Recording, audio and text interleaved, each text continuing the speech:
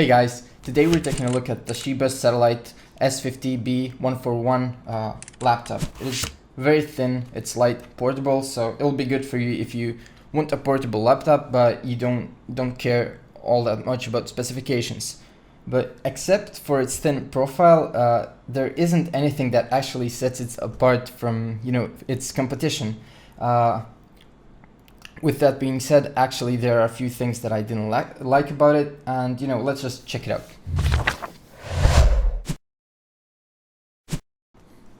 The design is solid, although I'm not really sure how I feel about these plastic edges. Other than that, another thing which I don't like is this separate part on the top. I like it when the screen is covering the whole top part, but that's just my opinion. Except for that, it is designed very nicely. It looks nice. It's very light, 2 kilos. In its profile, it's 19.9 millimeters. That's like 2 centimeters. And all in all, it's just very light and portable, and it won't be a huge weight contribution to your bag. For the making of this laptop, Toshiba used a combination of light metals and plastic. You can see this metal surface on the back of the screen, and this whole surface around the keyboard is also metal, while this ribbon, this strip on the top, and this the edges of the laptop are made of plastic. Except for that, the edges around the screen are also made of plastic, and they're black, and the screen itself is stable.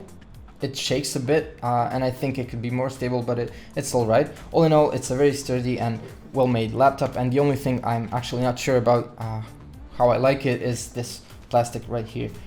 Now, the keyboard, it's nice, it's average, it's very clicky and responsive, and what's most important, you can type really fast. The numlock and caps lock have the indicator lights, which is always nice, and you have function keys on the top which give you your standard laptop options. You can turn the volume up and down, and you can change the screen brightness. The only thing actually missing on this keyboard is that it's not backlit, but the touchpad is a story for itself. It has some kind of a latency, like a few milliseconds, but it's just enough so you can feel it. Except for that, it supports multi-touch and it supports Windows 8 gestures, but I did have some problems with drivers. Some settings were there, but they just didn't want to apply, and I was stuck with the default settings with the clicks. So let me show you what this laptop offers connectivity wise. So here's a AC adapter input, and here's an Ethernet interface, and then there's an USB 2.0 input. On the right side there is a Kensington's lock port, and there's a HDMI input and 2 USB 3.0 inputs, and right next to it there is a 3.5mm jack for your earphones. The SD card reader has not been forgotten as well. It's right here on the front right and under the touchpad. It has a built-in HD webcam, it has a built-in microphone, and it supports Bluetooth. The screen uses the TFT matrix and Toshiba's TrueBright technology. Color reproduction is very good, and screen's brightness is also great, so you can use it outside, although I wouldn't recommend to use it in a direct sunlight. Except for that, the viewing angles are like on most LCD screens. They're good. They're very good from left and right. You can see almost everything, but when you tilt the screen up and down, the colors distort a lot, which is only to be expected. It's nothing strange, nothing new. The battery is lithium ion, and it lasted less than said 6.5 hours. For me, it only lasted about 4 to 5 hours with normal usage, so that was like an internet browser and Facebook, Twitter, YouTube, and Skype.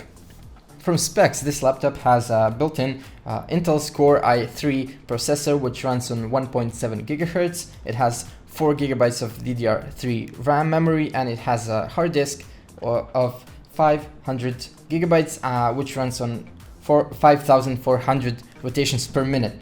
Now, a lot of you guys have been asking about gaming on our laptop reviews, so I've decided to try out a few, and this laptop has an integrated Intel's HD graphics, so it won't run all of these new games, very performance heavy games, but the most popular ones, the League of Legends. I tried League of Legends, and it runs smooth on medium details and high details. It runs smooth on 60 FPS.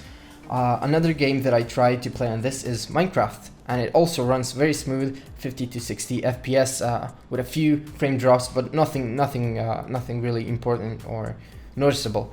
Some games like, you know, Battlefield 4, newer Call of Duty games, and Assassin's Creed, you know, games like that, they're just coming out, they're very new and performance heavy. Those, I'm afraid those won't work on this laptop. Another thing that I need to mention is, another thing that I need to give credit to is the sound quality on this laptop, which is, you know, it's not fabulous and amazing, but it's very good compared to other laptops in this price range.